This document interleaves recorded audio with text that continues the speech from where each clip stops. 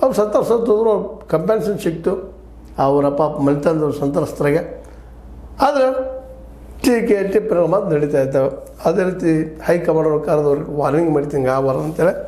ಅದಕ್ಕೆ ಆಲ್ರೆಡಿ ಇವರು ಇದು ಕಾರಣ ಇಲ್ಲ ಅಂದಾಗ ಸ್ವಚ್ಛ ಏನಿಲ್ಲ ಮತ್ತು ಸಾವಿಗೆ ಕಾರಣ ಯಾರು ಅಂತ ಪ್ರಶ್ನೆ ಮಾಡಿದಾಗ ಅದು ಆಯಿತು, ಏನೂ ಆಗ್ಯದ, ಸರ್ಕಾರದ ತಪ್ಪಾದ್ರೆ ಇಲ್ಲ ಅದ್ರೊಳಗೆ ಏನು ನಾವು ಇದನ್ನು ಪರ್ಪಸ್ ಮಾಡಿದ್ದಲ್ಲ. ಇದ್ರಾಗ RCB ಅವ್ರಿಗೆ ಕೇಳಿದರು, ಅಲ್ಲಿ ಕ್ರೆಡಿಟ್ ಸಂಸ್ಥೆ ಕೇಳಿದ್ರು, DN ಕೇಳಿದ್ರು, ಎಲ್ಲರೂ ಕೇಳಿ ಮಾಡಿದರು.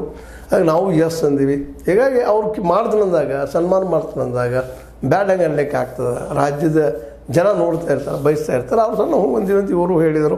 ಏನೋ ಹೇಳಿ ಒಟ್ಟಿನೆಲ್ಲ ಏನಪ್ಪ ಅಂತಂದ್ರೆ ನಾವು ಈಗಾಗಲೇ ಮೆಜೆಸ್ಟ್ರಿಯಲ್ ಎನ್ಕ್ವೈರಿ ಹಾಕಿದ್ದೀವಿ. ಮುಂದೆ ಅದೇ ಕಾಲಕ್ಕೆ ನಿವೃತ್ತ ನ್ಯಾಯಮೂರ್ತಿ D. ಕುನಾ ಅವರ ನೇತೃತ್ವದಲ್ಲಿ ತನಿಖೆಗೆ ಆರಂಭ ಮಾಡಿಕೊಟ್ಟಿದ್ದೀವಿ. ಮುಂದೆ ಅದೇ ಕಾಲಕ್ಕೆ 5 ಪೊಲೀಸ್ ಆಫೀಸರ್ಗಳನ್ನ ಸಸ್ಪೆಂಡ್ ಮಾಡಿದ್ದೀವಿ. ಆರಂಭ ಹಂತದಲ್ಲಿ ಕೆಲಸ ಮಾಡೀವಿ. ಮತ್ತು ಏಕಸದಸ್ಯ ನ್ಯಾಯಾಂಗ ಹಚ್ಚಿದ್ದೀವಿ ಒಂದು. ಮತ್ತು ಇಲಾಖೆಯ ಮುಖ್ಯಸ್ಥರು ರಾಜಕೀಯ ಕಾರ್ಯದರ್ಶಿಯ ಬದಲಾವಣೆ ಅಂತ ಕ್ರಮವನ್ನು ತೆಗೆದುಕೊಂಡಿದ್ದೀವಿ. ತಪ್ಪಿತಸ್ಥರ ವಿರುದ್ಧ ಕಠಿಣವಾದ ಕ್ರಮವನ್ನು ತೆಗೆದುಕೊಳ್ತೀವಿ ಎಲ್ಲ ಹೇಳಿ ಸಮಾಧಾನ ಮಾಡಿದ್ದಾರೆ. ಮೋಸ್ಟ್ಲಿ ಇನ್ನು ನಿರ್ಧಾರಕ್ಕೆ ತನ್ನಗಾಗುವ ಸಾಧ್ಯತೆಗಳು ಭಾಳ ಇದ್ದಾವೆ. ಯಾಕಂದರೆ ಆಲ್ರೆಡಿ ಈಗಾಗಲೇ ಮತ್ತೊಂದು ಹೊಸ ಇಶ್ಯೂ ನಿಮಗೆ ನೋಡಿದಿರಿ, ಈ ಜಾತಿ ಜನಗಣತಿ ಮತ್ತೊಮ್ಮೆ ಮಾಡ್ರಿ ಅಂತ ಹೈಕಮಾಂಡ್ ಹೇಳಿದ.